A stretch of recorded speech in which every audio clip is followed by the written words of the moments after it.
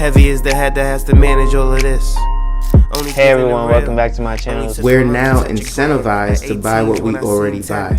Fumbling through college had me building. I also got some done on the other side. And that was right around, I would say, May, maybe right before renewing the lease for this property. Welcome to the channel, Martha. Thank you for having me here. Oh, I was going to say, I am getting up there and names, I'll tell you what. Bills paid by other people, life was never this good. I had to step back, knowing that it's... We're getting up close and personal today. Today I got a good one for you guys. I'm out here in my backyard. They're doing some construction work. It's super hot, so I have to stay in the shade. So I apologize about the lighting, but we're going to get straight into it. So today we're talking about inflation, a little bit of unemployment, and how this can actually benefit you as an individual. So stay tuned, make sure you watch the whole video, subscribe to the channel, because I'm telling you this is going to be chock full with good advice and steps that you can take in order to be financially more successful throughout this year. I like to break things down by year to year. And so every single year I set new goals for myself on where I want to be financially, how much money I want to save, how much money I want to invest, things like that. And so we're strictly still talking about 2024 as we wrap up the first half, and we want to really finish the second half super strong. And so where I see inflation right now we had interest rates affecting the housing market, especially, as well as the car market, at 7%. If you have premium credit right now, if you have the best credit scores around 780 and above, you are able to get interest rates at 6.1% on housing right now. And of course, with points and paying down the interest, you can get under 6% right now in housing. So it is really possible for you to get a mortgage payment right now with like a 5.9, 5.8.5% interest rate, which is actually pretty good. Another thing that I want to preface is I do expect that interest rates will eventually come down.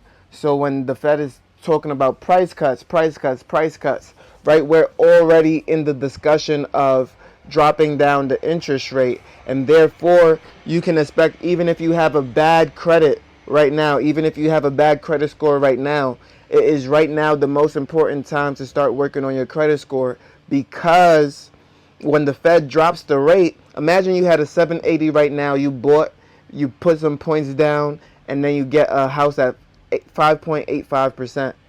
But when the Fed drops interest rates next year, if you have a 680 credit score, you might be able to get the same interest rate, and you didn't have to put the same amount of money down. Does that make sense?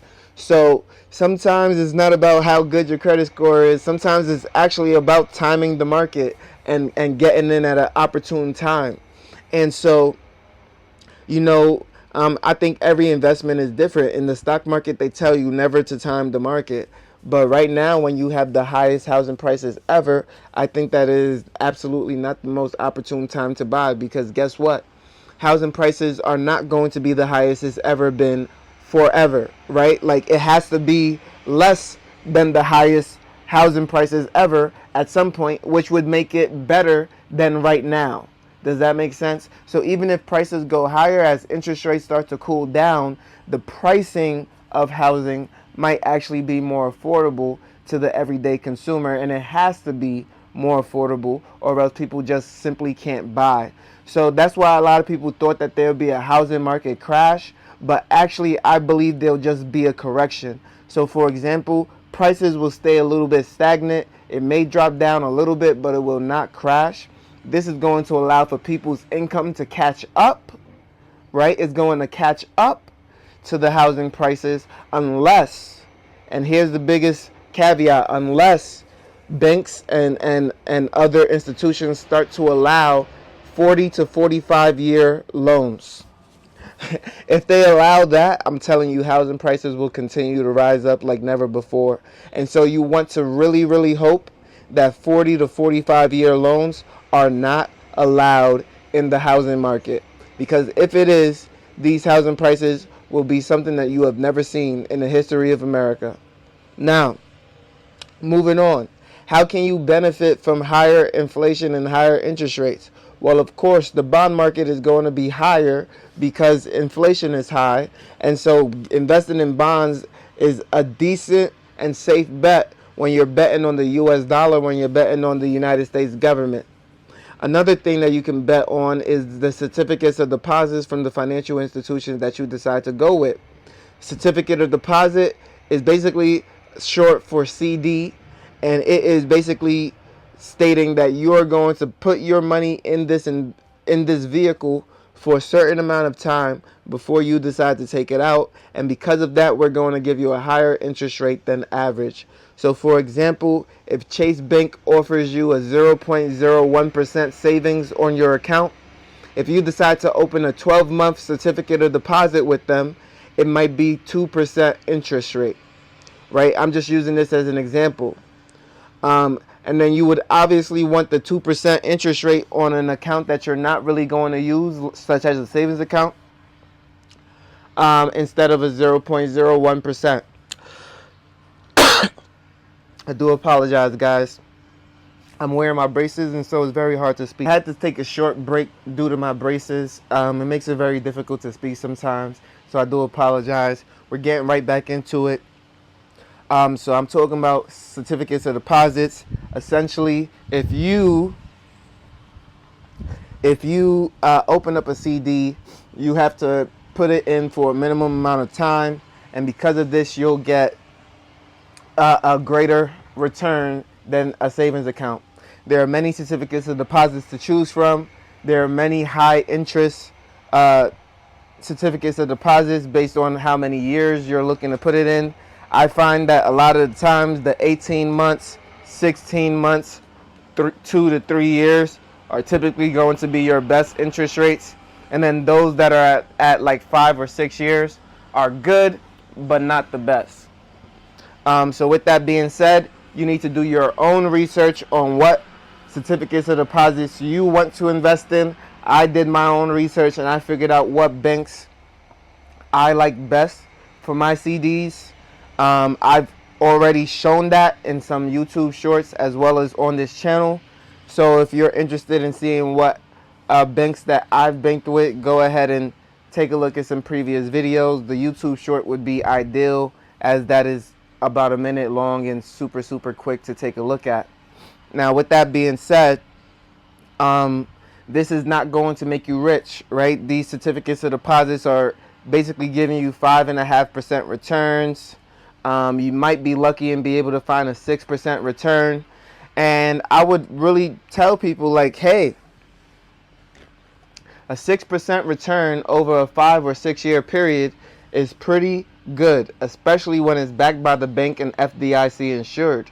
Would you rather invest 7 to 13 and hope for 7 to 13% returns in the stock market, or would you rather have a guaranteed 6% return over the course of a 5 to 6 year period with little to no risk involved outside of bank failure? And then again, your money is FDIC insured, so it's insured by the banks, right?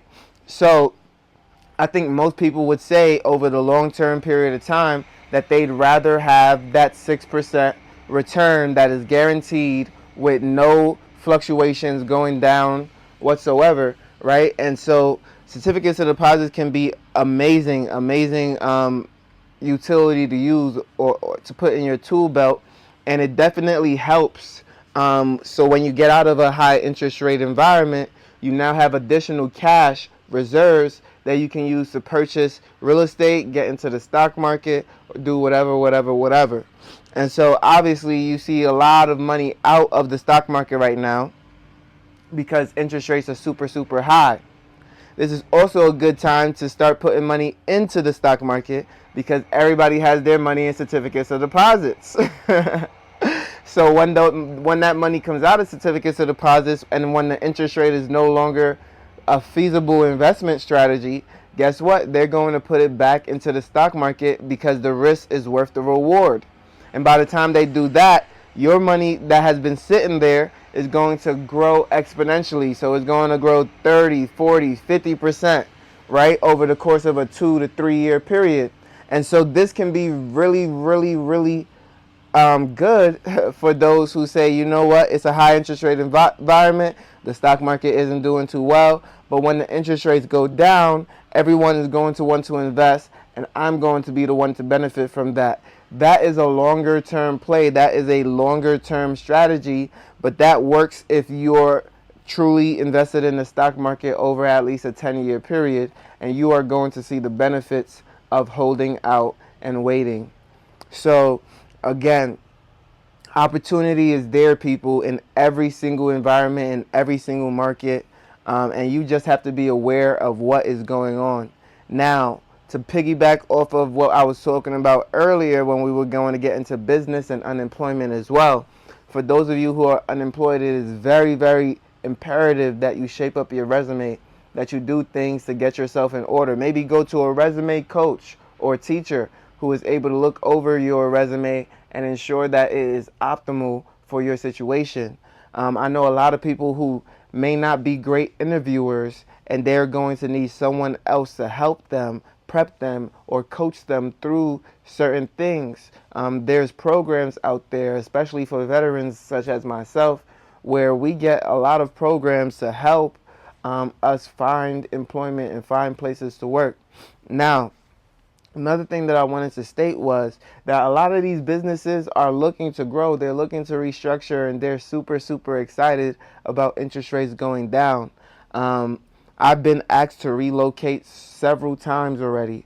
Relocate to Kentucky, relocate to Kansas, relocate to Florida. So a lot of these businesses are growing. They're looking for people who are willing to relocate, willing to go to different states. I just never saw the point. If you can make, I don't know, let's say $40,000 here in your home state, why would you go to a whole new state to make the same amount of money? To me, it just never made sense. But when you get to a certain threshold, like $400,000 a year, $500,000 a year, it makes sense that sometimes you won't be able to find that same job with that same income in your city or state, and so you do have to branch out and relocate in order to get that package. So if you're willing to do that, if you're someone who's ready and willing to relocate, you should have no shortage of opportunities at your disposal. There are plenty of jobs out there. You just have to be open and willing to accepting them. And personally, I wasn't. I waited for the right jobs to come and find me, because I wasn't going to accept less than what I knew I was capable of earning. And to be honest, I ended up making $8 more an hour than what my first initial offer was. Now, if I had accepted the first job out of desperation because of not having a savings account, because of not having an emergency fund, because not having the right things in place, then I could have been in a situation where I would have been making less over the long run because of an impulse decision, and then it's taking my time, it's taking my energy away, me putting that into a job that is not paying me well enough. Now I'm in a situation where I have the income, I have the energy, I have the job, I have the motivation, because I am being paid what I know I am worth.